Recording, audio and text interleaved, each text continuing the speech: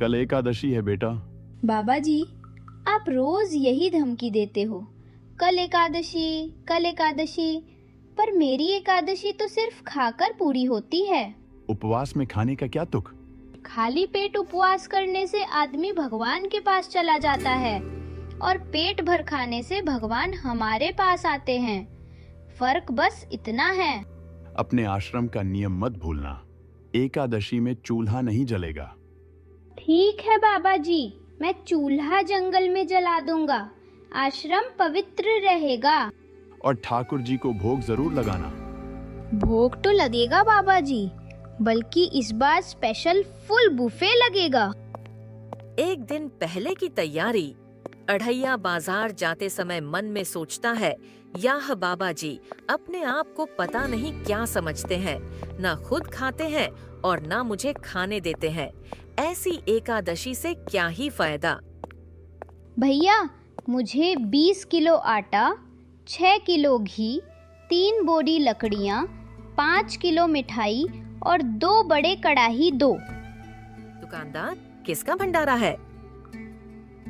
भगवान और मेरे बीच का सीक्रेट, लेकिन दोनों बराबर के हिस्सेदार हैं। अब सारा सामान एक गाड़ी में लोड करके जाता हूँ। इस बार खाना नहीं मिला तो बाबा जी कुछ भी कर लें और ठाकुर के ठाकुर भी कुछ भी कर लें, मैं इस बार देख लूंगा। हर बार कुछ न कुछ गड़बड़ हो ही जाती है। न खाने को मिलता है न चैन से बैठने को। बच्चा, तुम आ गए, बहुत टाइम लगा दिया। बाबा जी, मेरा दिमाग और खराब मत करो। पहले से ही मेरा दिमाग बहुत खराब है। एक तो आप एकादशी वाले दिन खाना नहीं बनाने देते और ऊपर से बोलते हो जंगल में जाकर बना ले रसोई। और तुम्हारे ठाकुर भी आ जाते हैं खाना खाने। पहले तो ठाकुर आते थे, अब तो ठाकुर के ठाकुर भी आने लगे हैं। ठाकुर के ठाकुर को देखो, वाह! अपने साथ भूत प्रेत को भी लेकर आते हैं। हाँ नहीं कि अपने आप चुपचाप चले जाएं। जैसे आप से परेशान करते हो, वैसे वह भी मुझे परेशान करते हैं। पता नहीं बच्चे की जान लेकर ही मानेंगे क्या?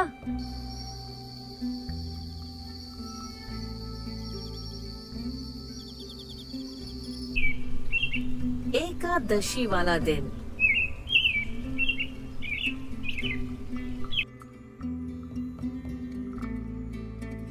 अढ़ैया आश्रम से सामान लेकर आता है। सामान को अपनी अपनी जगह पर रखकर अपना खाना बनाने का काम शुरू कर देता है।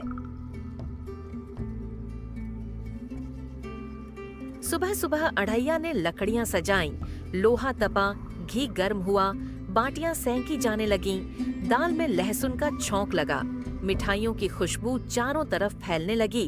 तभी अढ़ैया मन ही मन सोचता है, आज तो मैं पेट भर के खाना खाऊंगा और मेरे गुरुजी के ठाकुर भी साथ में खाना खाएंगे। उनके साथ जानकी, लक्ष्मण और हनुमान जी भी खाएंगे। आज तो मैंने इतना खाना बनाया है कि जब तक हम सब मिलकर नहीं खाएंगे, ये खाना खत्म नहीं होगा। गुरुदेव के ठाकुर, अब खाना खा लो। अढ़ैया मन ही मन बोलता है, आज तो ठाकुर के ठाकुर भी खाना खाकर खुश हो जाएंगे, साथ में गोरा पार्वती भी। सीता माता बोली, प्रभु कहाँ चले आप? राम जी मुस्कुराकर बोले, अढ़ैया मुझे खाने के लिए बुला रहा है। सीता माता हंसते हुए बोली, मैं भी चलती हूँ, वहाँ खाना बहुत अच्छा बनता है। भैया भाभी मुझे भूल गए क्या? मैं भी चल रहा हूँ साथ में।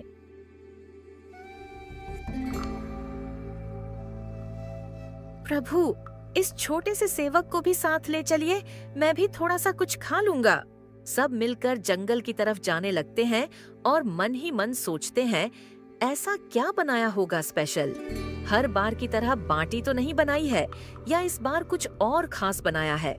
सोचते सोचते सब आगे बढ़ते जाते हैं। आओ ठाकुर जी, जानकी जी, लक्ष्मण जी और हनुमान जी, आओ ठाकुर, बैठने की जगह मैंने वीआईपी बनाई है। शिवजी पार्वती जी से बोले, आज अढ़ैया ने रसोई बनाई है। राम जी, सीता जी, हनुमान जी सब जा रहे हैं। तुम भी चलोगी क्या मेरे साथ? पार्वती जी, जी प्रभु चलूंगी।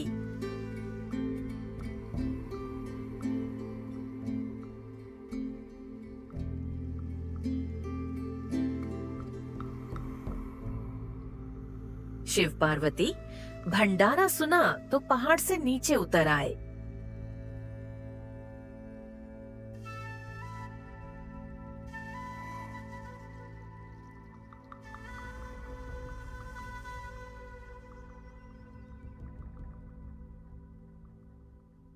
ठाकुर जी, अब ये बच्चा कौन आ गया यहाँ पर?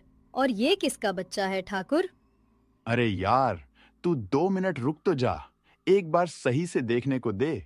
ये तो गणेश जी हैं, हमारे ठाकुर जी के लड़के। अच्छा जी, तो जोर से बोलो, गणपति बप्पा मोरिया। आइए गणेश जी, आपके माता पिता भी आए हैं।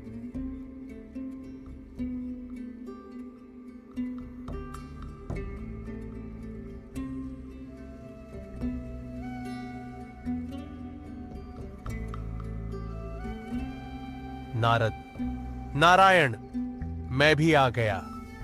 ठाकुर, और ये कौन आ रहा है? सूखा सा इंसान लग रहा है। इसको भी आपने ही बुलाया है? पहले की तरह आप हर बार किसी न किसी को अपने साथ लेकर आते रहते हो ठाकुर। बोलो। यार अढ़ैया, सच में मुझे कुछ नहीं पता कि ये सब क्या हो रहा है। इनको बुलाया किसने? मैंने नहीं बुलाया। मेरी बात को सच मान यार। ठाकुर, ये तो नारद जी है ना, जो इधर की बात उधर करते हैं, जो चुगली करने में एक नंबर है। अढ़ैया यार चुप हो जा, मरवाएगा क्या? अढ़ैया और राम जी के बीच बहसबाजी हो रही थी कि पीछे से इंद्रदेव भी आ गए।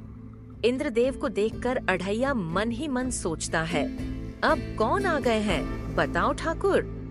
कोई नहीं अढ़ैया, 3 तो आए हैं, इतना तो खाना होगा ही ना।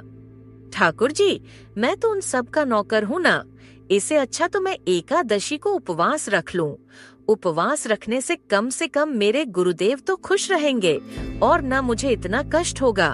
इंद्र, आज बारिश नहीं करूंगा क्योंकि यहाँ बाटी भीग जाएगी। इंद्रदेव, आप अपने आप को क्या समझते हो? जहाँ पर आप खड़े हो, या पता है ठाकुर के ठाकुर भी आए हुए हैं। बोलने से पहले थोड़ा सोच समझ लो। इंद्रदेव जी, आप आइए। अढ़ैया तो ऐसे ही बोलता रहता है और उसकी बात को ज्यादा सीरियस मत लो।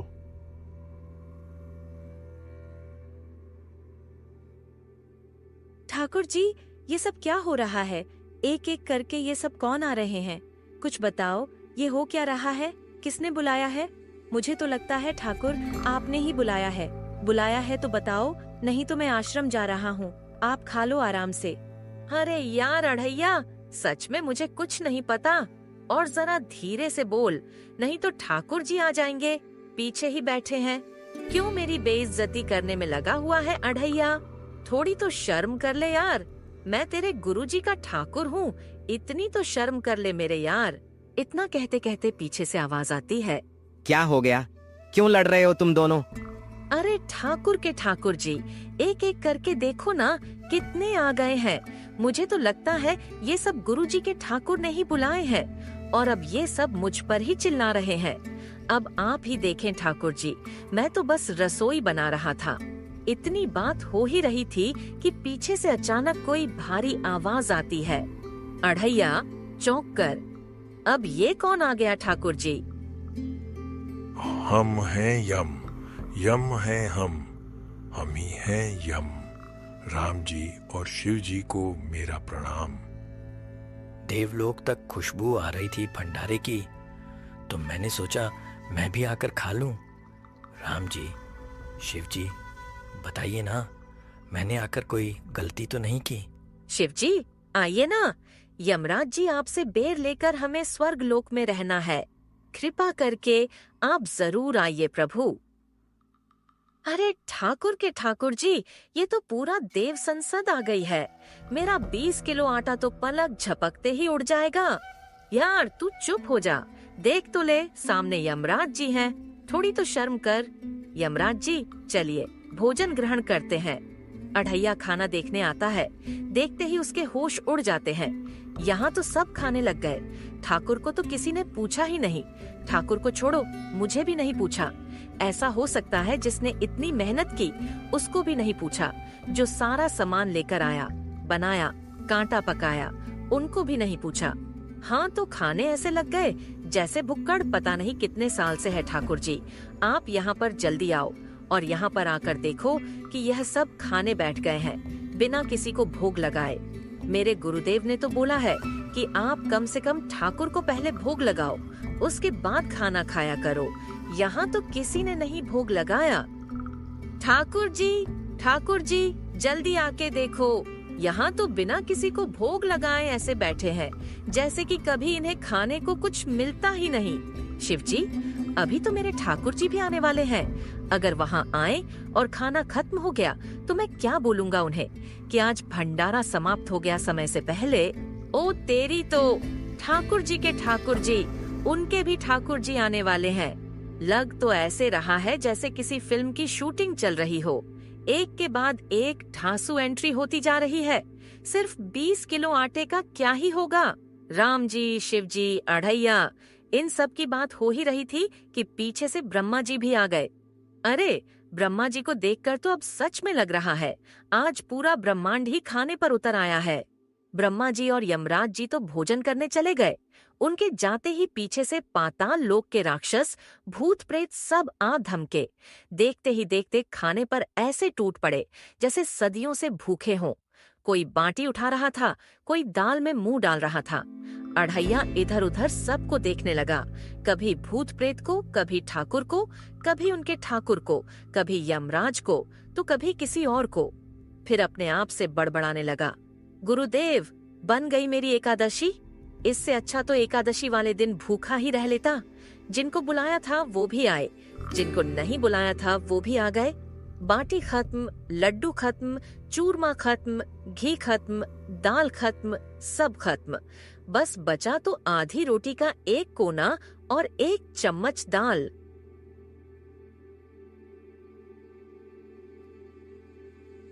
अढ़ैया, मेरे बच्चे, क्या हुआ? अढ़ैया, ये मुझ पर अनन्य भक्ति है या अनन्य भूख?